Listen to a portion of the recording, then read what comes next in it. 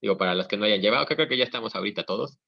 Entonces, resumen, para los que no habían llegado. Hoy, esta semana, no dejaremos tarea. La tarea de la semana pasada la pueden entregar.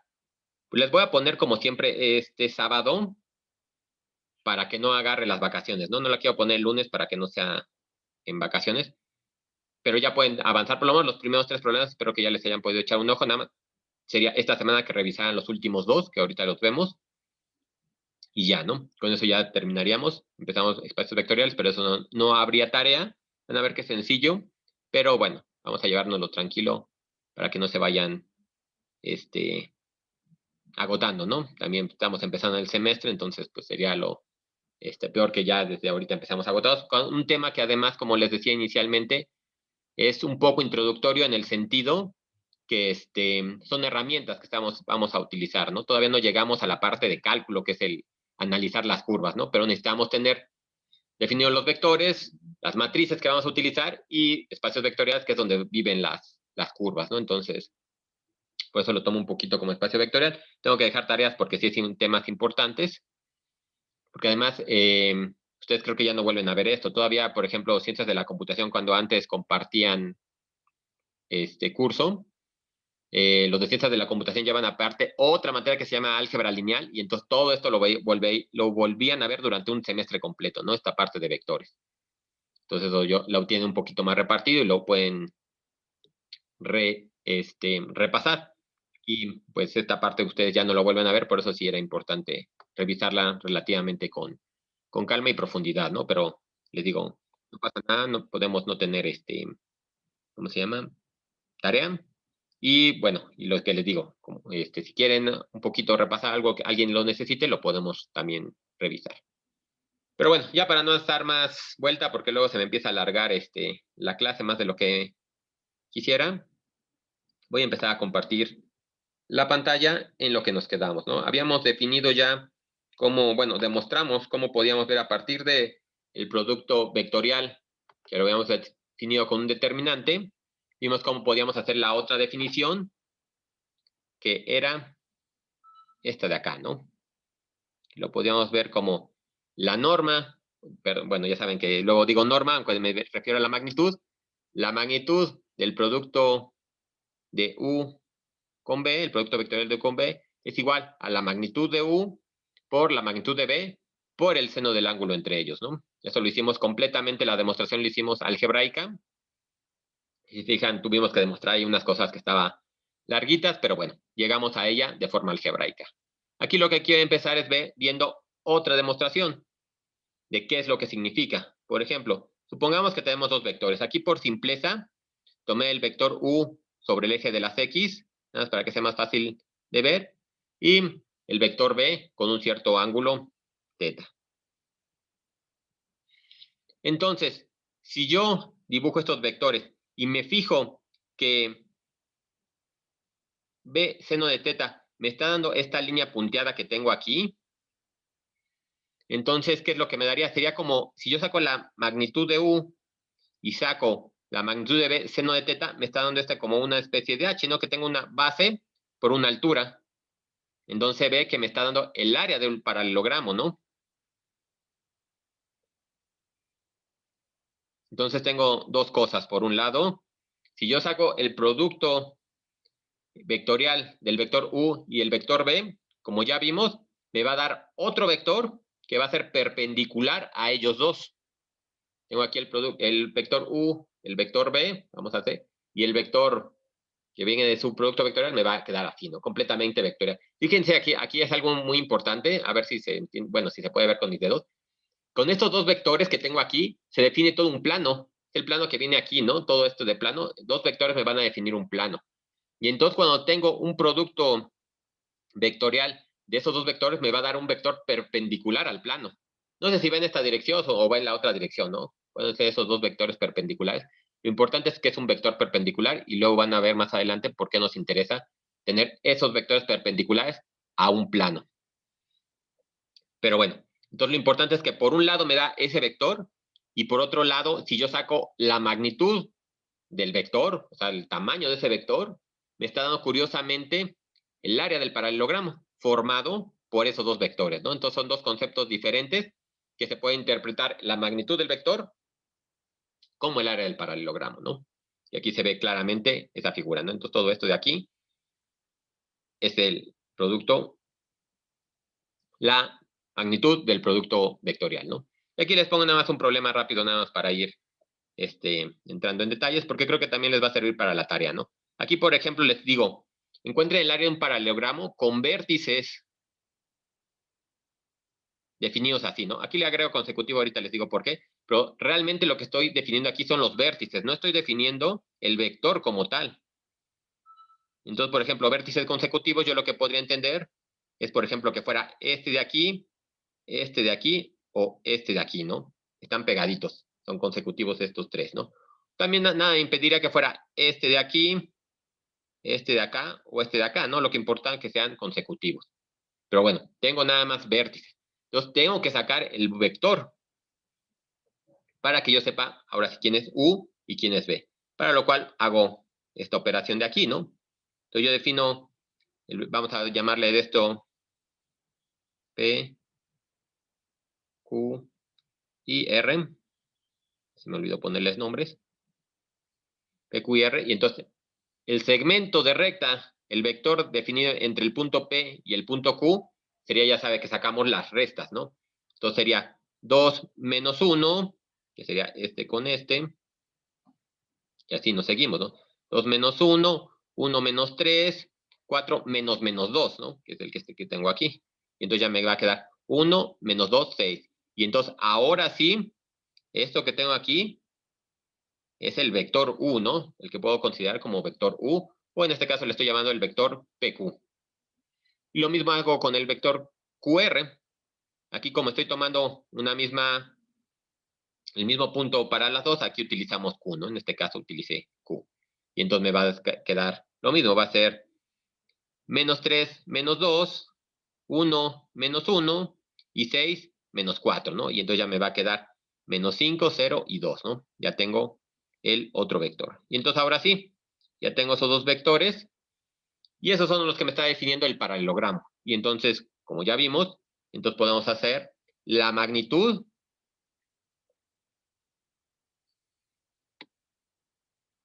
del producto vectorial de estos dos vectores, de este y de este. Simplemente los acomodamos como habíamos visto y lo realizamos como tal, ¿no? Aquí le puse estas rayitas aquí, bueno, de la norma, para que se acuerde, ¿no? No estamos obteniendo directamente el vector, estamos obteniendo la norma del vector, ¿no? Entonces, bueno, primero decimos que para I es igual menos 2 por 2, que es esta de acá, me queda menos 4, y 6 por 0, 0, ¿no? Entonces ya por eso no lo puse aquí. Luego para J, ya saben que este signo menos corresponde por los cofactores, que tenemos que ir, que eso nos definió el determinante. Sale el signo menos, y entonces me queda 1 por 2, que me sería esto de acá, digo nada más para que se acuerden de dónde sale. 1 por 2 menos 6 por menos 5, ¿no? Entonces menos con menos da más, y entonces me queda positivo. Y ya finalmente para acá me va a quedar 1 por 0, 0, menos 2 por menos 5. Entonces me queda un 10 positivo con el menos de la operación, me queda menos 10, ¿no? Entonces ya tengo que sacar la norma de este vector, y entonces me va a quedar 4 por 4, 16, 32 al cuadrado y 10 por 10, 100, ¿no? Que me queda entonces 100, bueno, la raíz de 1140, que eso si lo sacan, más o menos, digo, muy, muy aproximado, lo dejé sin decimales, me queda 32. Y esto nomás para que vean que sí más o menos nos da las cantidades. Por ejemplo, si sacamos la norma, el vector PQ, o la magnitud, perdón, la magnitud del vector QR, ¿qué me va a dar? Esto es la raíz de 1 más 4 más 36, ¿no?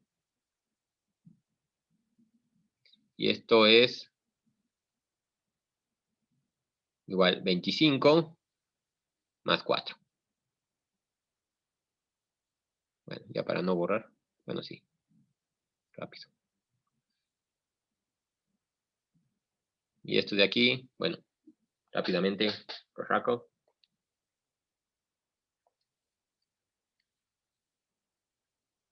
El de arriba da 41. Bueno, raíz de 41. Ok, sí, gracias. Que como lo saqué con la calculadora ya ni hice la suma, pero sí mejor lo ponemos completo 36 y 4 es 40 y 1 41, ¿no? 41 y esto más o menos es igual a 6.4. Y este me va a quedar la raíz de 29. Voy a roer 5, ¿no? 5.3.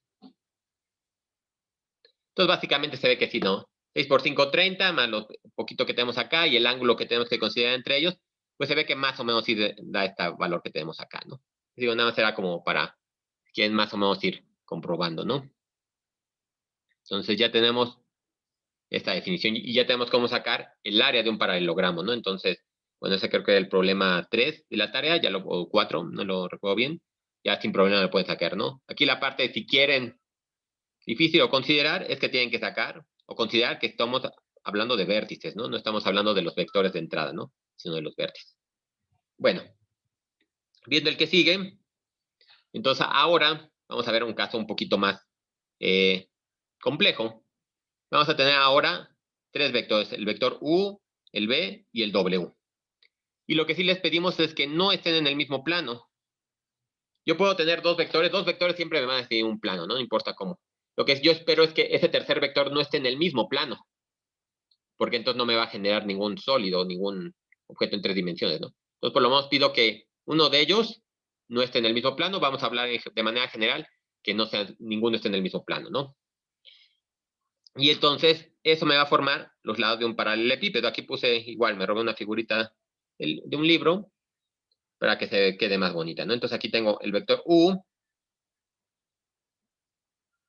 el vector B y el vector W, ¿no? Que este es el que está, no coplanar, ¿no? Si están en un plano se dicen que son coplanares. Entonces, el vector W es el que no es coplanar y entonces me define esta figura que tengo aquí dibujada en negro, ¿no? Se ve que es el paralelepípedo. Y queremos sacar su volumen. De entrada, nosotros sabemos que para encontrar el volumen necesitamos considerar el área. El área que está definida por el vector U y el vector B. Y entonces, lo que es claro que el área la podemos definir por la norma o magnitud del producto vectorial, ¿no? Ese ya lo comprobamos, ya lo demostramos, entonces ya lo podemos utilizar, ¿no? Ya tengo definido el área de la base, nada me falta definir la altura. Y igual que en el otro caso, tenemos que definir entonces la altura h que tengo aquí definida, ¿no? Esa altura entonces ya nada sería base por altura. El problema es para definir la altura, ¿no? Aquí entonces, la altura se define con un vector que sea completamente perpendicular a la base. El único vector que conozco así es el producto vectorial, ¿no? Entonces lo que tengo que hacer es ver con respecto a ese producto vectorial, cuál es la contribución del vector B, para lo cual entonces sacamos una proyección. Sacamos la proyección y con eso ya puedo decir, bueno, este mide una cierta distancia y la proyección de eso me va a dar este punto, ¿no? Ya voy a saber exactamente cuál es la altura, porque aquí si mido directamente W, es lo que mide el vector, ¿no? Pero yo quiero saber exactamente cuál es la altura. Sacamos la proyección con respecto al vector, al producto vectorial, y ya, entonces puedo saber cuánto vale H y puedo saber el volumen, ¿no? Entonces, para lo cual, aquí les pongo esta operación que tenemos aquí, que si se fijan, cuando sacamos proyecciones, la habíamos utilizado para decir cuándo teníamos una componente, ¿no? Entonces ya habíamos visto de aquí que una componente y si queríamos sacar la proyección ya sabíamos que lo que hacíamos es multiplicar por el vector normalizado, ¿no?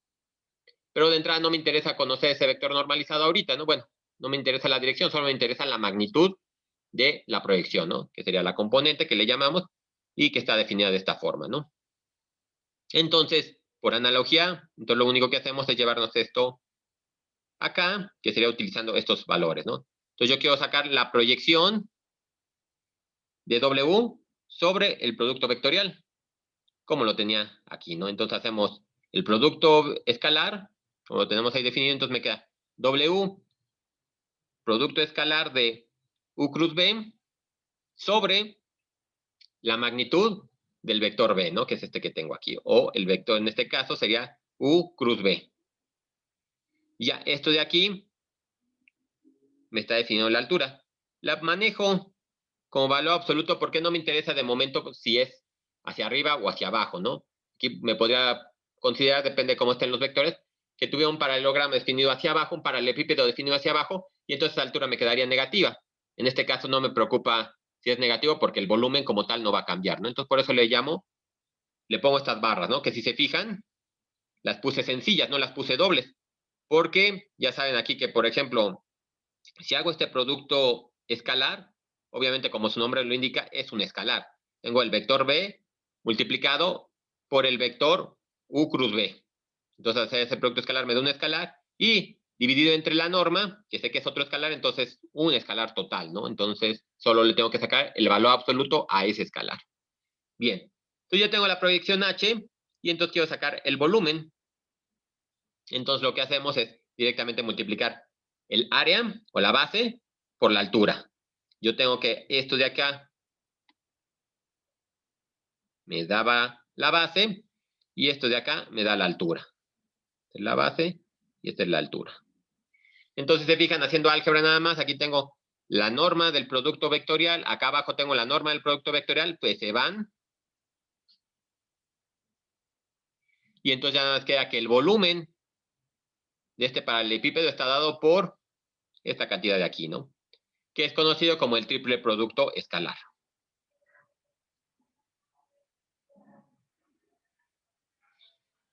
Entonces, primero tenemos que sacar el área y luego hacer el producto escalar con el vector W que define la altura. Vamos a ver rápidamente un problema, un ejemplo, para que puedan resolver la tarea. Y ya, básicamente con esto terminamos esta parte de estar trabajando con vectorcitos por el momento. Entonces, bueno, yo lo que les pongo es que encuentren el volumen del paralelepípedo formado por los vectores. Más bien, déjenme lo cambio aquí, por los vértices. Porque si ya tengo el vector, pues no tendría sentido lo que escribo abajo. Por los vértices, PQ. No, por los vectores sí, perdón. Sí estaba bien. Los vectores son estos y estos me definen los vértices.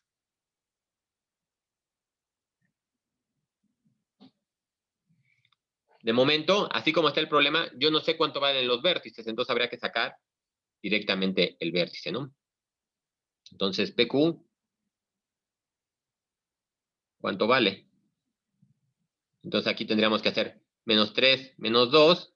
Yo creo que este más o menos ya se vio en el pasado, ¿no? Me voy a ir un poquito rápido, pero si alguien tiene duda de algún valor, pues me dice y lo revisamos. Entonces aquí es menos 3, menos 2, menos 5. 1 menos 1, 0. 4 menos menos 1, 5, ¿no? Luego el vector P, R. Entonces sería menos 1, menos 2, menos 3. 0, menos 1, menos 1. 2 menos menos 1, 3. Y el vector PS, si se fijan, utilicé siempre el vértice P para que todos estén juntos, ¿no? Los vectores. Entonces el vector PS es menos 3, menos 2, menos 5, menos 1, menos 1, menos 2, y 5 menos menos 1, 6. Ahí está, ¿no? Ya tenemos entonces todos los vectores definidos, ¿no? Entonces nos podemos tomar algunos para sacar el producto, la base, ¿no? Entonces, pues podemos tomar este de acá, podemos tomar este de acá. Entonces, esto de aquí, ¿sí? No importa cuáles tomemos para la base. Ya vamos aquí al dibujo. Por ejemplo, si yo tuviera esto de aquí, que dije, esto yo creo que sea mi base. Entonces no pasaría nada, porque yo después haría con el vector U, es lo que me estaría dando la altura, ¿no? Entonces no habría problema ahí cómo lo sacamos, ¿no? Si queremos que esta sea nuestra base, estaría rara, pero bueno, que esta fuera nuestra base, podemos sacar el área de este lateral con el producto vectorial de W con B. Y luego ya hacemos hacia W, ¿no? Entonces, sí, no hay problema como los tomen. Ok, gracias. Sí, déjenme quito nada más estas líneas para que no hagan ruido. Pero bueno, me va a quedar entonces con los segundos. Y entonces me va a quedar que el producto, bueno, más bien, la magnitud de PR con PS es igual a I, J y K de menos 3, menos 1, 3 y menos 5, menos 2, 6. Y esto es igual, a ver, le pongo la norma, de I que multiplica a menos 6 menos más 6, ¿no? Menos J que multiplica menos 18 menos, con este menos da más 15, ¿no? Más K, que es 6 positivo, menos 5, ¿no? Entonces, esto de aquí... bueno, no, de hecho no me conviene sacar aquí la magnitud todavía, ¿no? Porque la fórmula como tal, tengo que hacer el producto escalar apenas, ¿no? Y ya después ya sacamos la magnitud. Bueno, el valor absoluto, ¿no? Entonces, este de aquí, déjenme, se los quito. Igual este de acá.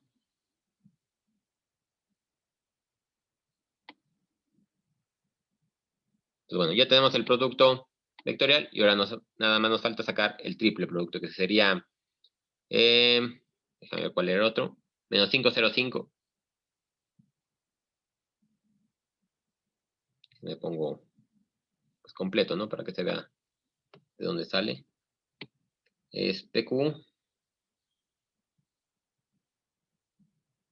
producto escalar con PR cruz PS. Y este es igual al menos 5,0,5 producto escalar con, bueno, le voy a poner 0 y menos, aquí me queda menos 3, con este menos me queda más 3J, y aquí me queda más K, ¿no? Que es igual a menos 5 por 0, 0, 0 por 3, 0, y 5. Mira, el volumen fue 5. Estuvo sencillo este problema. Ahora, aquí lo que les quería mostrar también, ya que estoy en esto, si se fijan, estoy multiplicando este valor de aquí por la componente de acá, ¿no? Tal cual se define, ¿no? Este con este. Entonces, este producto, lo cogio.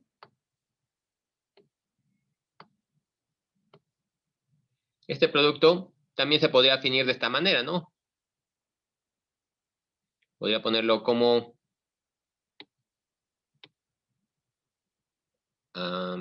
estaba pensando cómo lo pongo, así. Menos 5, ay no.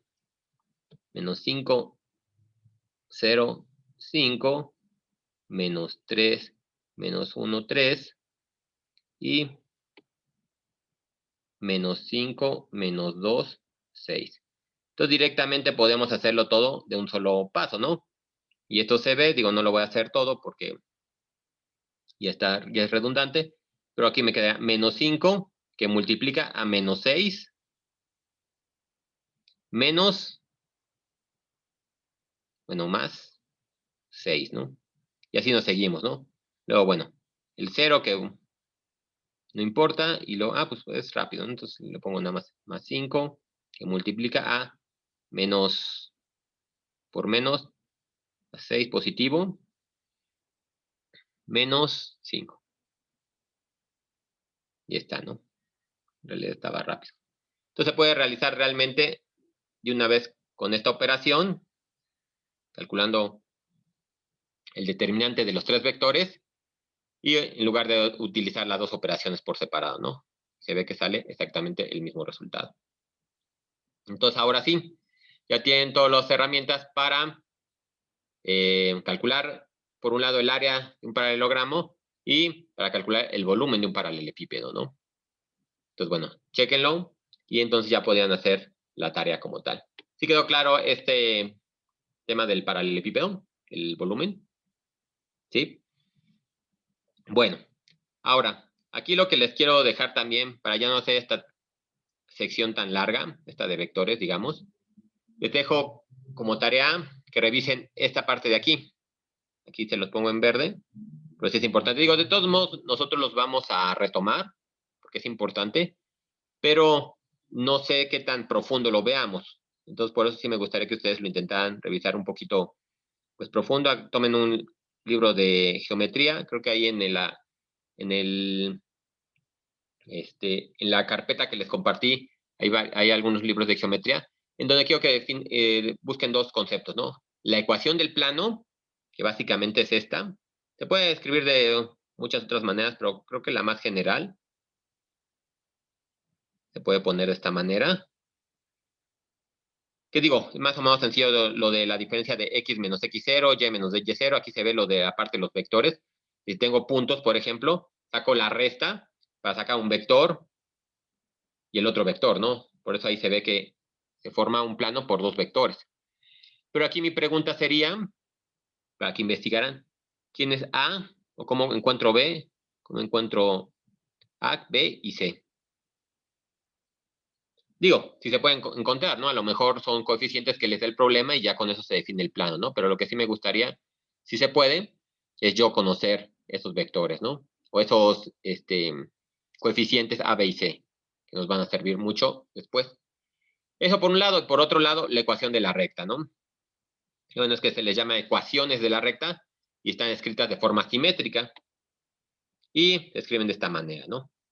En donde también aquí tenemos estos coeficientes.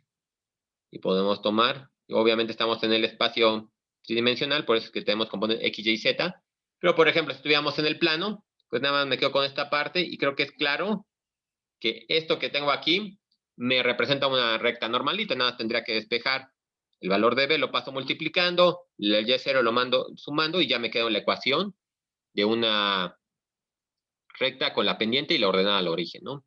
Entonces se ve claro que la puedo obtener aquí, pero de la forma más general sería esta ecuación es de forma simétrica que dice, ¿no?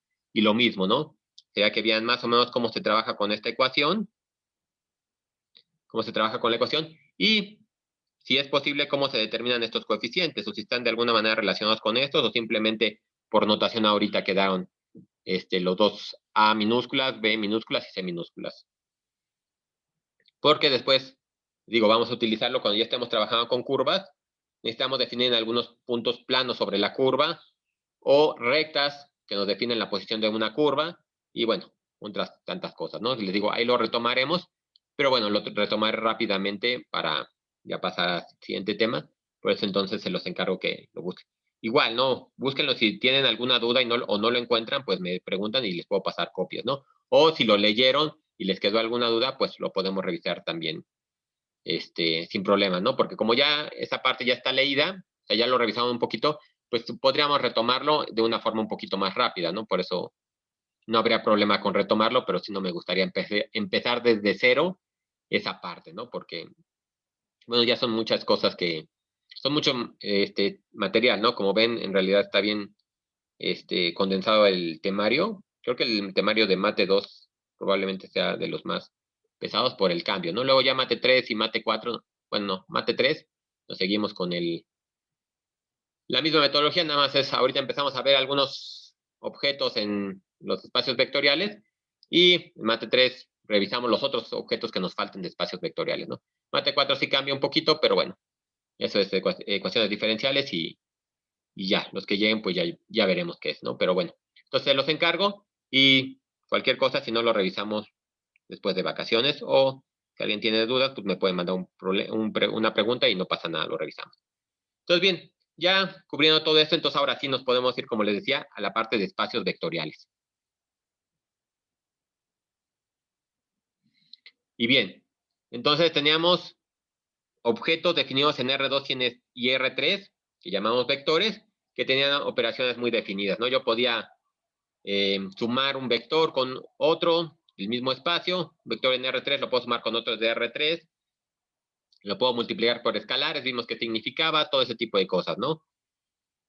Entonces, estas propiedades son las que nos van a definir un espacio vectorial más general, aunque ahorita hemos trabajado con únicamente las flechitas, la representación de flechitas, vamos a ver que es algo mucho más general. Lo importante es ver todas estas operaciones, ¿no?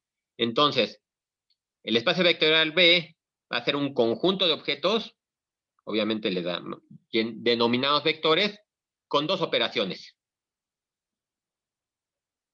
La suma y la multiplicación por escalar. Entonces, cualquier conjunto de objetos que tengan esas operaciones, que les llame yo vectores, me van a formar el espacio vectorial y vamos a ver por qué es importante, ¿no? Antes de ver qué es importante, entonces vamos a ver unas ciertas propiedades, ¿no? De manera general, para yo definir un espacio vectorial, entonces tengo que tener un espacio que tenga todas estas propiedades de aquí, que son, pues, 10, ¿no? Ahí está, todas estas propiedades. Y entonces, por ejemplo, son muchas de las que ya hemos visto que pues, ya no vale la pena la demostración porque de alguna forma directa o indirectamente ya la hicimos, ¿no? Por ejemplo, si tengo dos vectores o tengo dos objetos en el espacio V, el objeto X y el objeto Y, entonces la suma también tiene que estar en el espacio vectorial. Y a eso se le llama cerradura bajo la suma.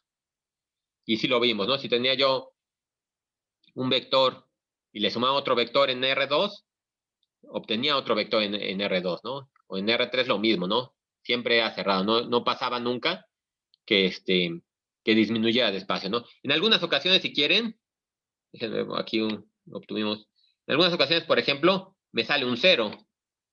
Aquí, por ejemplo, tuvimos un 0, ¿no? Pero eso no quiere decir que el vector dejara de vivir en R3. Simplemente esa componente 0 y el vector sigue viviendo en R3 en un plano definido por X y Z, pero sigue siendo el espacio. Entonces, bueno, es una propiedad importante. Tenemos también la ley asociativa. Igual, le digo, todas estas son más o menos sencillas de la demostración. Si tendríamos el vector X más el vector Y a eso le sumamos el vector Z, es lo mismo que tener ahora el vector X y a eso sumarle el vector Y más Z. Tenemos, este es importante, un vector 0. Se me lo pongo más bonito porque aquí me quedó medio chueco. Tenemos un vector 0, por eso le puse aquí la rayita. Tal que tengo esto de acá. Si sumo a un elemento del espacio ese vector de diferentes formas, voy a tener el mismo elemento, ¿no? Y entonces tengo el neutro aditivo.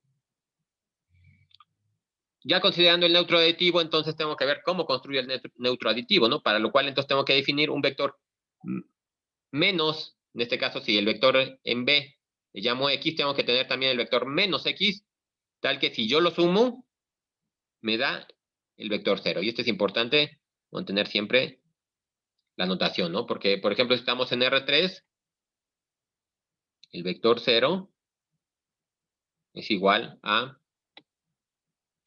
0,0,0. Digo, ese es, creo que más o menos obvio, pero es importante por eso poner la notación, ¿no? Para que no se nos confunda con un cero escalar. Entonces, bueno, ya tenemos el neutro aditivo y correspondientemente entonces tenemos el inverso aditivo. Y bueno, así podemos seguir con varias.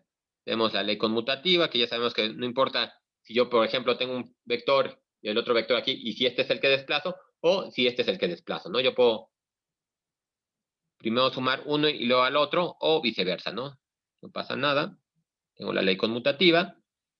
La cerradura, ¿no? También, si tengo un objeto en el espacio B, si lo multiplico por un escalar, voy a tener la multiplicación viviendo en el mismo espacio B, ¿no? También es cerrado bajo la multiplicación por escalares.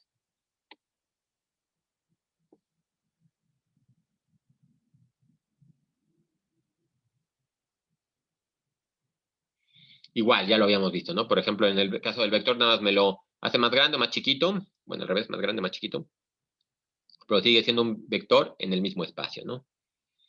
Tenemos, bueno, ley distributiva. Si tengo alfa el escalar y tengo los vectores X y Y, entonces lo puedo poner de esta manera. Igual, digo, la demostración es también sencilla. Si estiro o encojo un vector X o el vector Y, es como si yo escogiera o aumentara todo el área definida por esos dos vectores, ¿no? Más o menos como lo podemos entender, ¿no? Entonces, bueno. Y ya, finalmente tenemos, pues, las dos propiedades siguientes que de alguna forma son también diferentes tipos de leyes distributivas, ¿no? Teníamos aquí alfa más beta con alfa y beta escalares, los estoy distribuyendo sobre un vector, y aquí es como asociativa, ¿no? Entonces tenía alfa por beta por el vector, y puedo tener alfa por beta por el vector mismo, ¿no? Digo, no hay mucho problema. Ya está la que sí sería importante, tenemos también un neutro multiplicativo, ¿no? Que ya lo revisamos en algunos objetos, pero es importante denotarlo, ¿no? Entonces, tenemos esas 10 propiedades que nos van a definir los espacios vectoriales. Una cosa importante aquí, nada más para que veamos la diferencia. Cuando yo hablo de escalares, lo que defino es un campo. Y entonces ya tengo que ver las propiedades. Van a ver que hay muchas propiedades que heredan. Obviamente sabemos que los escalares es un tipo de vector en una dimensión, bueno, sin dimensión, pues, ¿no? En un espacio sin dimensión, espacio de dimensión cero, si lo quieren ver así. Pero bueno, hereda muchas propiedades, pero por ejemplo tiene algunas otras. Por ejemplo, aquí en estas propiedades que pusimos no tenemos el inverso multiplicativo. Y sabemos que, por ejemplo, en los reales, que forman un campo, sí tenemos inverso multiplicativo, ¿no? Entonces, esa es una de las diferencias que tiene, ¿no? Pero bueno, ya podemos diferenciarlos como grupos de objetos, los campos escalares y los campos vectoriales. Y vamos a ver unos cuantos ejemplos nada más para que veamos estas propiedades. Por ejemplo, veamos la matriz de n por 1, ¿no? En este caso yo tengo que x, bueno, x mayúscula. Ya ven que las matrices las denotamos por letras en mayúsculas.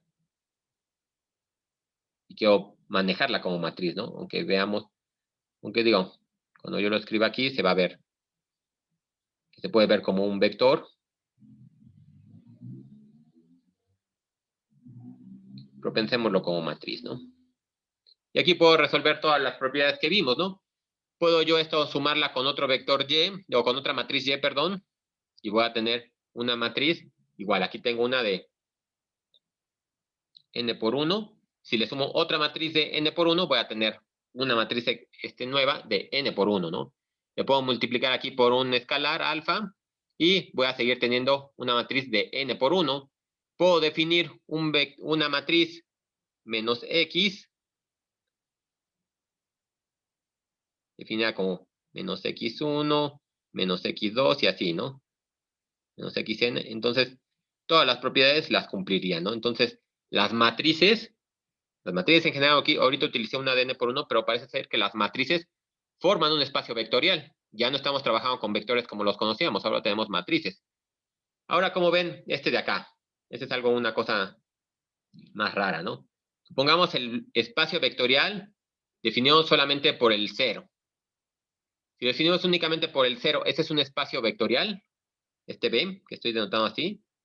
Si yo sumo 0 más 0, dos objetos de ese espacio, pues me da 0, ¿no? Vuelvo a obtener un objeto que vive en ese espacio igual a 0. Si yo lo multiplico por un escalar, alfa por 0, vuelvo a tener un objeto en el espacio, 0. Y así tengo todas las operaciones. Puedo hacer cada una de ellas y se ve que entonces el espacio vectorial definido por el elemento 0 sí es un espacio vectorial, ¿no? O el conjunto de elementos definido por el elemento 0 sí forma un espacio vectorial. Y ahora veámonos con Entonces, lo que les pido aquí, a ver si rápidamente se les ocurre, demuestren que el conjunto B definido por 1 no es un espacio vectorial.